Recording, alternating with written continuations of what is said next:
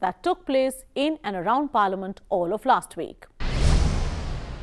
On 27th April, the Honourable Speaker Lok Sabha, Srimati Sumitra Mahajan, met 60 differently abled persons in Parliament Library building. Here's a glimpse of this meeting.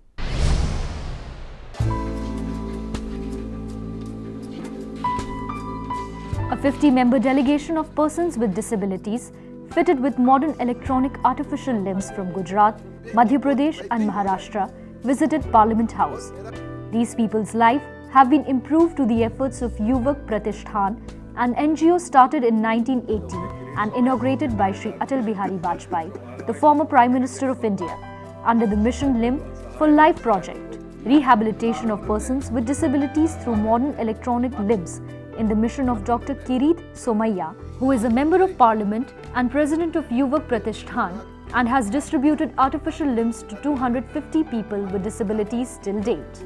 The young people met Prime Minister Narendra Modi and Speaker of Lok Sabha, Srimati Sumitra Mahajan jointly, who blessed their endeavours and said that the model should be replicated in other states.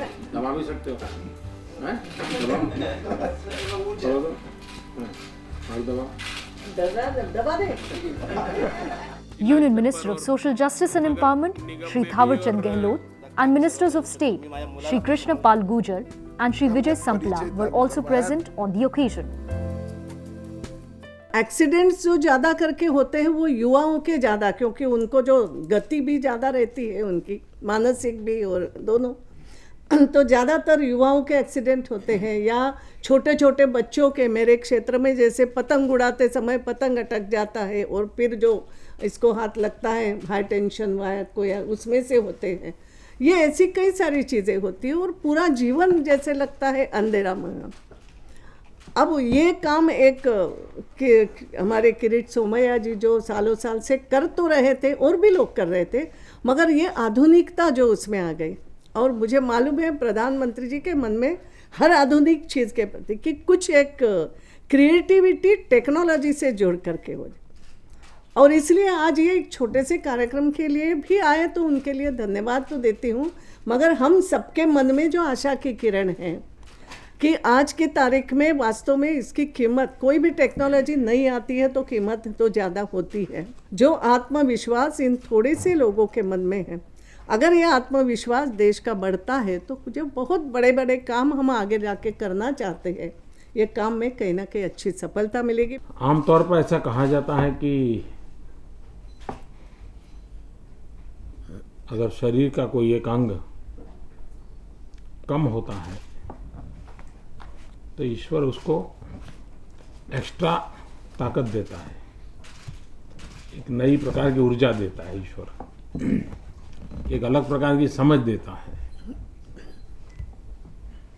और सामान्य से भी कभी वो सवाया काम करने की सहज उसमें एक ताकत आती है।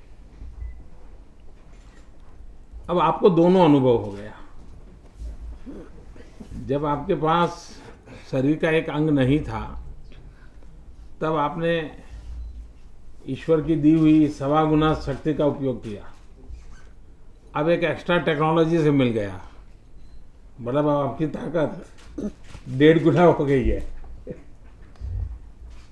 तो मुझे विश्वास है कि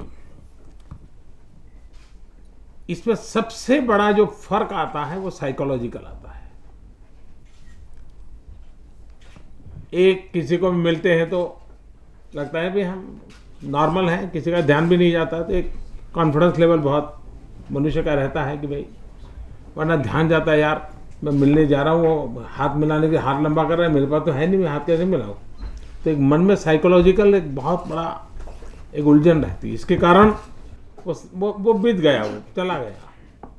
अब आपके लिए एक गौरव का समय आया, दुनिया भर को दिखा दो, देखिए टेक्नोलॉजी कितना बड़ा परिवर्तन है, और मैं टेक्नोलॉजी के सहारे वो कर सकता हूँ या कर सकती हूँ जो आप हाथ होने के बाद भी नहीं कर सकते।